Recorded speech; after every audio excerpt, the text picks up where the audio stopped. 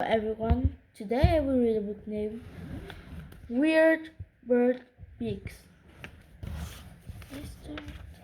Weird Bird Beaks, written by Joe Slade. Beard Barbet. I am Beard Barbet. I have feathers on my beak that look like hair. Crossbill. I am a crossbill. My beak is crossed like an X. My beak gets the seeds out of tree cones. Rhinoceros hornbill. I am a rhinoceros hornbill.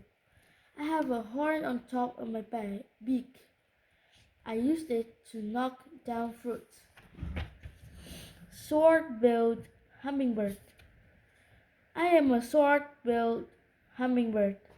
I use my long beak to drink from flowers. Brown pelican. I am brown pelican. I can hold fish in the skin under my beak. Showbill stork. I am a showbill stork. My beak is shaped like a shoe. Spoonbill. I am a spoonbill. My long beak looks like a spoon. Toucan. I am a toucan. My huge and colorful beak is very light. Many birds have weird beaks. Which beak is your favorite? Thank you for listening.